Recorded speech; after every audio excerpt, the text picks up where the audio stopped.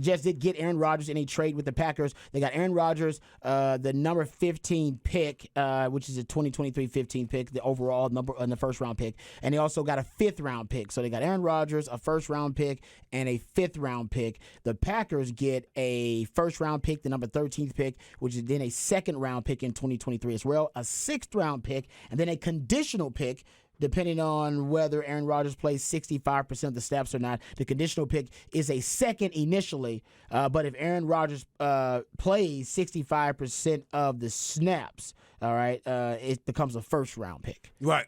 If he plays that many, enough of the snaps. Yeah, I look at it and I said this is a win-win for everybody that's out there. I think the fact that they don't lose a first-round pick this year is outstanding. They made it to where it's like, all right, we'll give you our 13, but let me go ahead and get your 15. Mm-hmm. That's perfect. That means I'm still getting a first-rounder, somebody else that can fill a void that we may or may not need.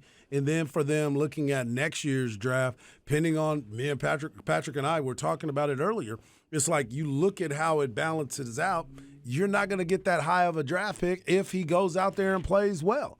So it'll still even itself out. I thought they did a great job in this trade. I think everybody's going to be happy with the compensation. And it's a fact now, will Aaron Rodgers show up for camp? That's the mini camps. I was going to say, yeah. The mini camps to get to know these receivers, to be a part of it. He's not a guy. Have you ever heard of them inviting people over? We hear about all the other quarterbacks that go to different places, invite them out to the house. Patrick Mahomes got him in Texas.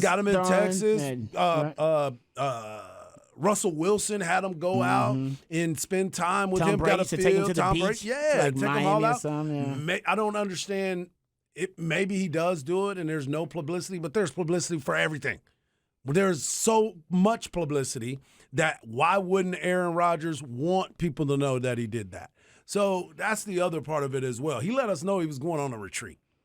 You know, it was just in the middle of a conversation, but he let us know about it. Yeah. So I've never heard of him spending time with his receivers, and I've never heard of him showing up early to those mini camps. That's a great point because he's been in this phase lately, very selfish phase. Nothing wrong. We all go through selfish phases, but a selfish phase in his life. So he's been trying to, have some in spiritual enlightenment, and that's not selfish. I mean, that's selfish, but you should try to achieve some spiritual enlightenment for all of us. Whether that be his darkest retreats or these ayahuasca, missions that he takes. I'm sure he's got a shaman at this point, whatever. And then he had the Shailene Woodley, I believe that was his ex. Remember, he got really into the kind of homeopathic world, and he became a very hippie because she was very all natural, like not wearing deodorant and doing sunbathing. Well, it actually is not just sunbathing. I believe it's perineum sunning. Right, because it's the perineum that she was trying to sun. Yes, you look it up. I don't want to be describing what the perineum is, but y'all get it. So my point is, he went through that kind of phase. So he was missing the mini camps because he thought his spiritual enlightenment, his journey, whatever it was more important than those mini camps. Yep. Well, now he decided to the point you just made, I think was a astute one. Hey, now you know what? We want to win games. Now the rapport and chemistry with my teammates matters way more than my individual journey that I was going through. Right. Let's prioritize that, which he was at one point in his pro career. It's just now he's at the GOAT phase in his career where he's not necessarily the best teammate. He's just a great player. He's definitely not a teammate. He's a great player, but not also a great teammate. Will he be a great teammate? That's the question. And that's the reason why I get so frustrated with him is because you want to be critical of your wide receivers, but yet you hadn't spent any time with them. You didn't spend any offseason time with them, but you're mad at them because they're not getting the right depths on the route or they're not running the right calls for you, and they don't know exactly what your hand signals make. That's why he wants to bring in a guy like Alan Lazard. That's why he wanted to bring in Randall Cobb, guys that he had experience with, because I don't have to go to work with them. I know where they're going to be. Well, no, this is a different type of situation. And I promise you this, Garrett Wilson doesn't seem like a guy that's going to hold his tongue because he wants to be great. So he already proved himself as a rookie of the year with 3-4 different quarterbacks this past year as the wide receiver. So now you're going to look at it and you're going to have a guy like Aaron Rodgers that Garrett Wilson wants to be elite level type of player. So he's going to expect as much as Aaron's going to expect from him. I think Garrett is going to expect the same from him as well. That's a good point, and I can't wait. So I think that's a really good point you made, though, about the mini camps. If he's not there for the mini camps, I think we already know he's trending the wrong way. Exactly. He's and trending New York toward being is selfish. not going to let it easy. This ain't Green Bay media. I think he will show up for the mini camps this year. I hope so. Like I said, if you look at the history of Aaron Rodgers, all right, and like a lot of GOATs out there, he's at his best when basically everybody's counting him out, when he believes that he's been slighted or disrespected in some way. And I'm not saying that this stuff actually exists, but we know from the documentary, The Last Dance, that the GOAT, Michael Jordan, made up all imaginary slights and made up all types of different basically different levels of disrespect from his opponents, which may or may not have been true, just to motivate himself, right? Just to intrinsically motivate himself. And I do think Aaron Rodgers has some of that, where he believes that people are counting him out, and he believes that he's now been disrespected for some reason. It happened after they drafted Jordan Love. He wins the MVP. Yep. All right, he had been on the downward spiral, if you will, for a while. He had been trending down as a quarterback for a while, and then they drafted a quarterback, and he was motivated because he thought, oh, you guys already think I'm done? You drafting this young buck to replace me? Motivated Aaron Rodgers was an basically all-pro Aaron Rodgers. Yep. And then going back to when he was drafted initially, remember, he drops in the draft. He thought he deserved to be drafted high in the lottery, basically, of the NFL. He dropped to, was it 26 or something like that? He dropped deep in the draft, and he let that chip on his shoulder become a boulder. Yep. For a year and a half, 2 years, while he sat on the bench.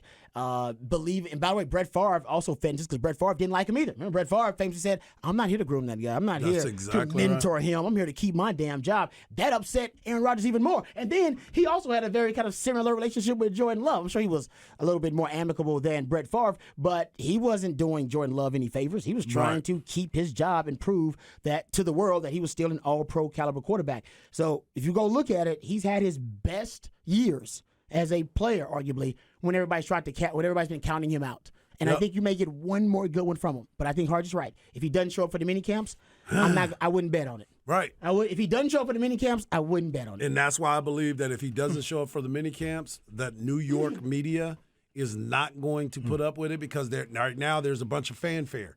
It's the big talking point. We've been waiting on it this entire offseason. It was not a matter of when. I mean, not matter if. It was a matter of when. We've already done the win. Now I need to see if you're going to go win, and that's going to be the most important part. The Jets, how about this? They're going to pay Rodgers. It's basically going to pick up his guaranteed option as a bonus. So basically, the $58.3 million is going to convert. They're going to convert it to a signing bonus. And this was from Ian Rappaport, creating $43 million in cap space. And he's only going to have a $15.7 million cap hit. That's why you do what you do, man. To Patrick's cash over cap point, I mean, they're figuring, hey, man, let's just pay him the money in cash. He might retire next year anyway. We might not even, let's not even have any essentially money left on the books for Aaron Rodgers. We can just get it all out of the way and create cap space this year, since we're going all in now. We got a clear cap room in a couple of years, because Garrett Wilson and Breece Hall and Sauce Gardner and all these guys, their contracts will come up sooner rather than later. And we're going to have to start looking into signing the guys that we've built this team with, so that we don't fall into the abyss when Aaron Rodgers does leave. Yep.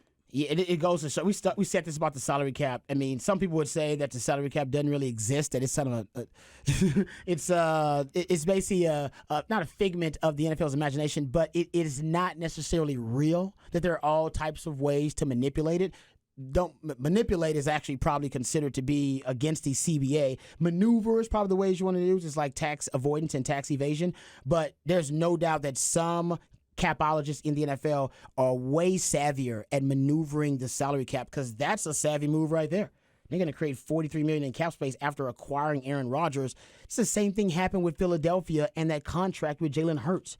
They did the same type of thing. Remember, we started talking about this cap hit that Jalen Hurts had because it was reported by Adam Schefter that $255 million extension over 4 years, basically that the salary cap numbers for the next 4 years for them. He said it was going to be 6.1 in 2023, 13.5 in 2024, 21 in 2025, and 31 in 2026. And people are thinking, how the hell do you maneuver the cap that way? Yeah. But according to Adam Schefter, that's exactly what it is. Essentially, Jalen Hurts' cap hits over the next 4 years are less than Daniel Jones' cap hits.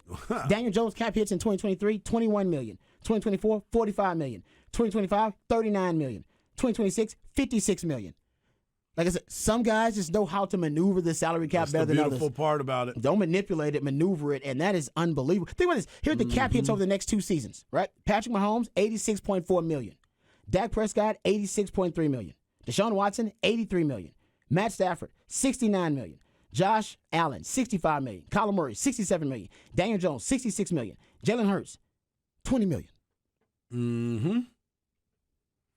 That knows how to work. Find you somebody out there that knows how to maneuver the salary cap, all right? Or not manipulate, maneuver. And, man, if you can find somebody that can do it as well as Howie Roseman does it, or even what the Jets just did, that's just brilliant. I still don't know how Howie Roseman did it. Like, I still don't know. Nobody does. Nobody does. Nobody does. The capologists at, like, Spot Track? Spot Track, yeah. Even they were stupefied. They were like, we don't know how the hell Howie Roseman's doing this. This doesn't even make sense. The numbers don't work. Right. That guy's a magician when it comes to the salary cap. I wish he could do my taxes. Man, I need him too because I pay too much. For real.